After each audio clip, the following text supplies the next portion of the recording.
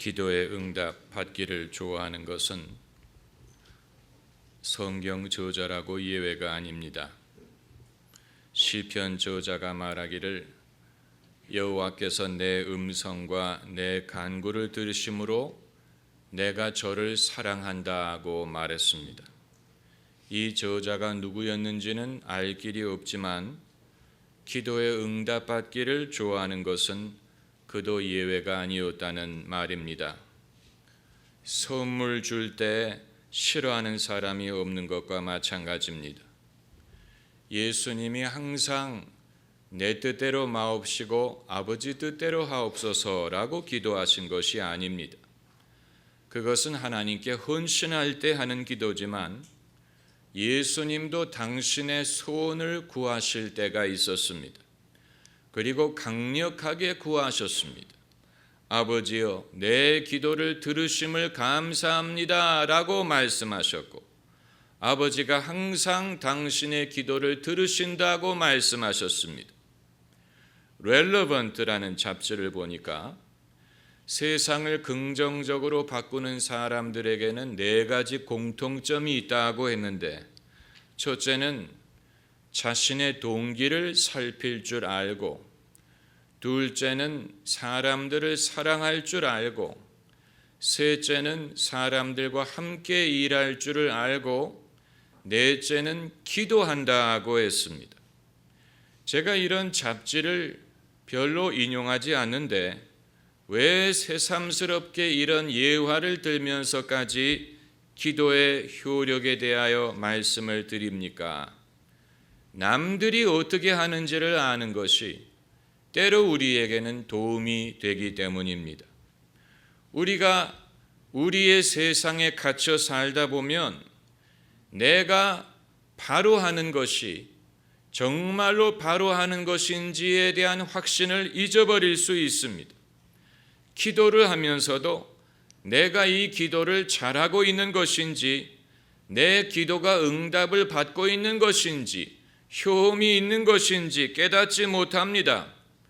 그럴 때에는 세상에 나 이외에도 기도하는 사람이 많다는 사실, 그리고 그들도 응답을 받으면서 살고 있다는 사실을 깨우치면 내 신앙의 격려가 되고 도움이 될 수가 있는 것입니다.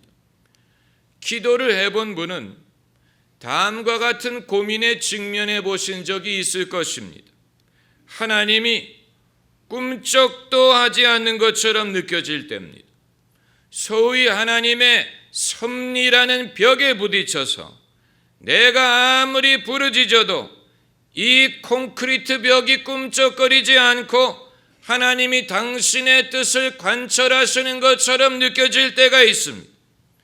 그렇게 느껴질 때는 하나님이 원망스러워요. 완고한 하나님, 고집스러운 하나님, 이런 하나님을 내가 어떻게 사랑할 수 있다는 말인가 라고 생각이 됩니다. 그리고 하나님이 돕지 않는다면 내가 내 손으로 하리라 라고 생각이 될 때도 있습니다. 포세이돈 어드벤처라는 영화를 보면 호와 여객선이 쓰나미를 만나 뒤집힌 상황에서 생존자들을 데리고 구조받을 만한 곳으로 피신하던 원목이 그들을 가로막는 뜨거운 스팀 파이프 앞에서 우리를 도와줄 줄 기대하지는 않지만 막지는 말아달라고 외치면서 자기가 직접 뛰어들어 파이프 밸브를 잠그는 장면이 나오는데, 이것은 믿음의 위기 상황에 접한 인간의 고뇌를 잘 묘사한 것입니다. 인류의 역사를 되돌아보면 인류는 하나님이 우리의 병을 고쳐주기만을 기다린 것이 아니고 사람들이 나서서 병을 고칠 길을 발견했습니다. 또 하나님이 우리를 먹여주실 것을 기다린 것뿐만이 아니고 스스로 기아에서 벗어날 수 있는 길을 개발했습니다. 우리나라가 몇십 년 전만 해도 보릿고개가 있었습니다. 춘궁기에 양식이 부족하여 배가 고플 때가 있었지만 지금은 정부에서 쌀 소비를 장려해도 남을 정도로 먹을 양식이 풍족한 시대가 되었습니다. 그 이유는 똑같은 면적에서도 더 많은 나다들 생산하는 품종을 개발했기 때문이고 적극적으로 문제를 해결하려는 노력이 있었기 때문이에요. 소위 천수답이라고 하늘에서 비가 내리기만을 기다리는 소극적인 농업 방식이 아닌 적극적이고 창의적인 방법을 개발했기 때문에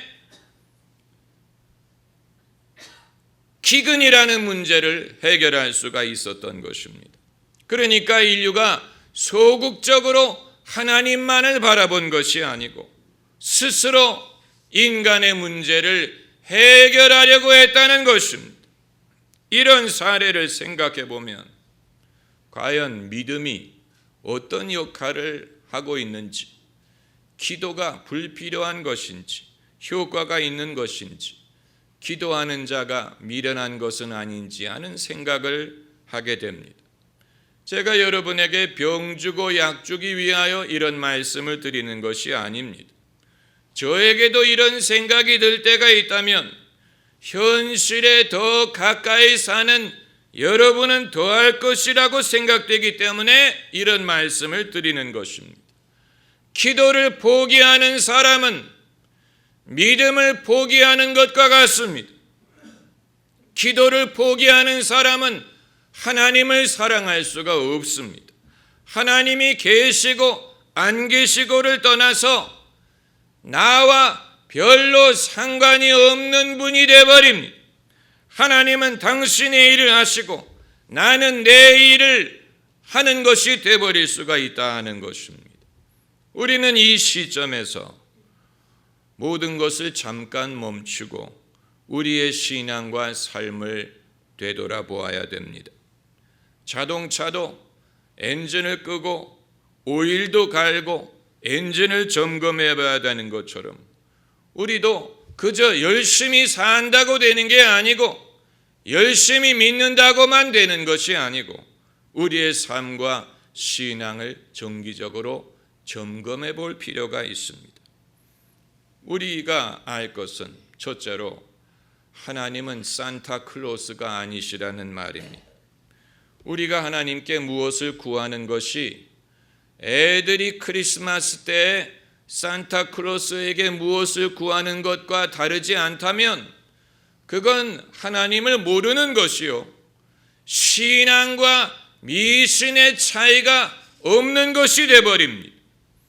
그리고 둘째는 기도는 나만을 위한 것이 아니에요. 하나님은 나를 사랑하시지만 나만 사랑하시는 것은 아니에요. 하나님은 우리나라를 사랑하시지만 우리나라만을 사랑하시는 것이 아닙니다. 하나님이 나를 위하신다는 말은 나만을 위하신다는 뜻은 아니에요. 브루스 올마이티라는 영화를 보면 하나님이 브루스라는 사람에게 나타나셔서 하루 동안만 하나님의 일을 담당하게 하신다는 그런 내용이, 그래서 브루스가 하나님의 일을 하루 동안 담당을 해보니까 로또에 당첨되게 해달라고 기도하는 사람이 얼마나 많은지 컴퓨터 프로그램을 만들어 가지고 그 모든 기도에 일괄적으로 예스라고 입력을 합니다. 그랬더니 수많은 사람들이 로또에 당첨이 되기는 하는데 당첨금이 1불도 되지 않아요. 그래서 당첨은 했는데 여전히 사람들이 하나님에게 불평을 한다는 내용입니다. 그러니까 응답을 해줘도 문제고 안 해줘도 문제가 된다는 얘기예요.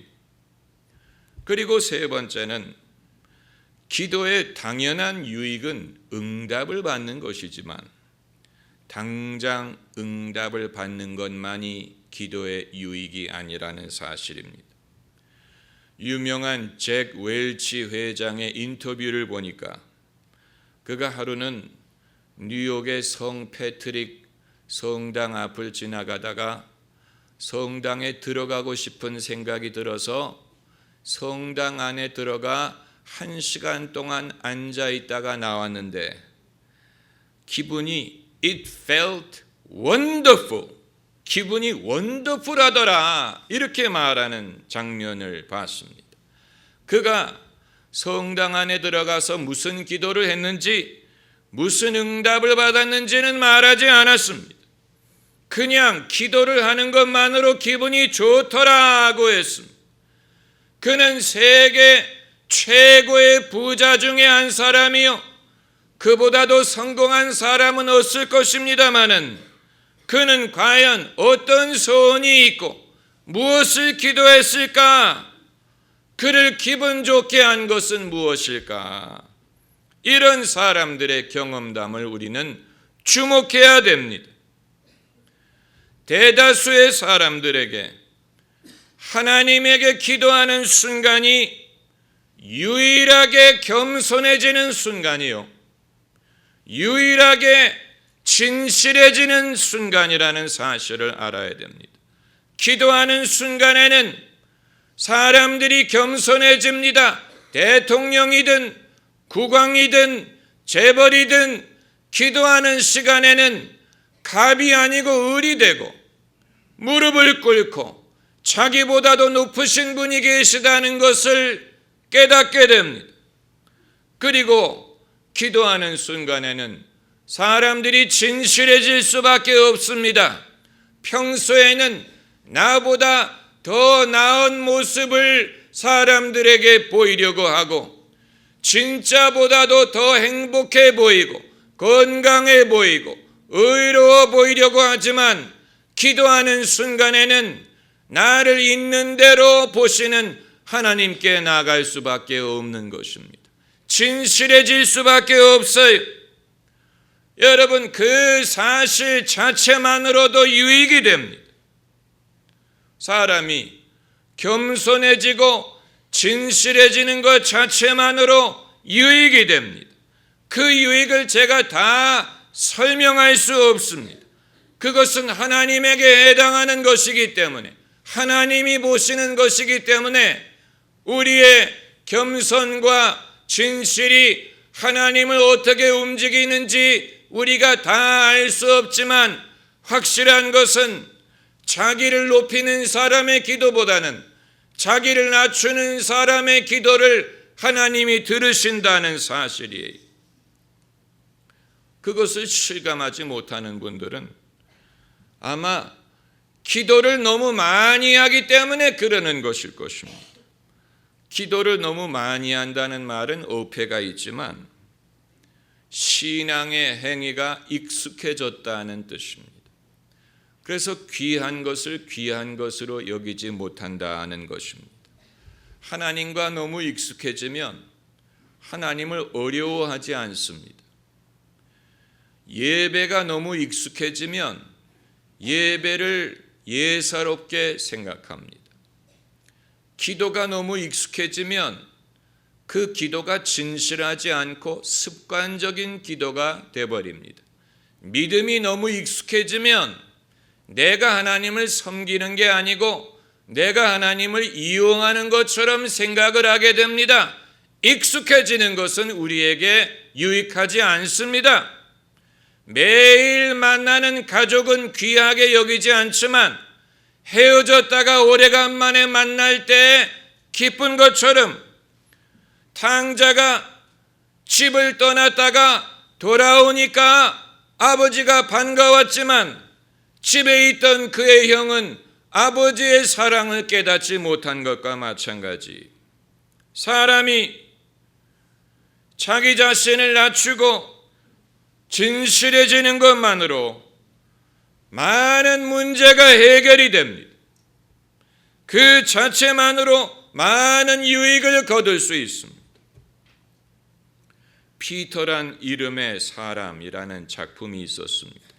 과거 미국 상원의 채플린이었던 피터 마샬 목사의 일대기를 다룬 전기인데 그의 개인적인 삶에 풀리지 않는 문제가 있었습니다. 아무리 기도하고 애를 써도 문제가 해결되지 않고 늘 고민이 되었습니다.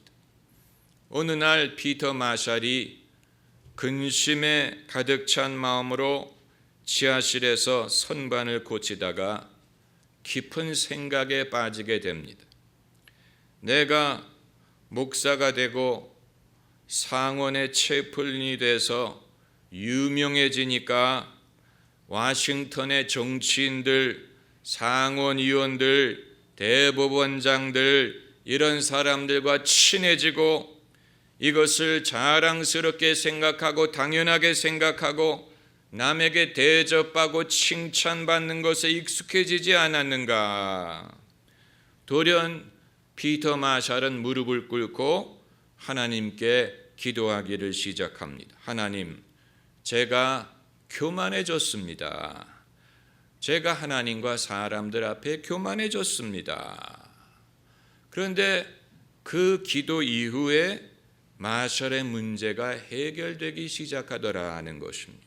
그 이전에는 그렇게 애를 써도 꿈쩍거리지 않던 문제가 자기의 교만함을 회개한 다음부터는 쉽게 해결되기 시작했더라는 것. 그의 기도가 효험이 없었던 것이 아니에요. 기도를 하다 보니까 기도가 응답되지 않던 이유를 발견하게 된 것입니다. 오늘 본문 말씀은 누가 썼는지 참 궁금합니다. 할 수 있다면 한번 만나보고 싶습니다. 당신은 평생에 어떤 기도 응답을 받았습니까? 물어보고 싶지 않습니까? 그가 말하기를 여호와께서 내 음성과 내 간구를 들으심으로 내가 저를 사랑하는도다. 그 귀를 내게 기울이셨으므로 내가 평생에 기도하리로다 라고 말했습니다. 모르긴 몰라도 그는 우리와 그렇게 다르지 않을 것입니다. 여러분, 사람이 특별해야 하나님이 그의 기도를 들으시는 것이 아니에요.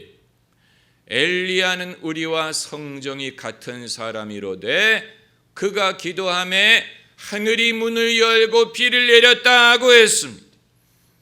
여러분, 평범한 사람이 하나님의 은혜를 경험하고 이 글을 써서 우리 모두에게 주시는 하나님의 말씀이 되게 하셨습니다. 할렐루야. 여호와는 은혜로우시며 의로우시며 우리 하나님은 자비하시도다고 했습니다. 그 귀를 내게 기울이셨으므로 내가 평생에 기도하리로다. 한번 따라해 보시기 바랍니다. 내가 평생에 기도하리로다. 우리가 평생 돈을 벌 수 있는 것도 아니고 평생 공부를 해야 되는 것도 아니에요.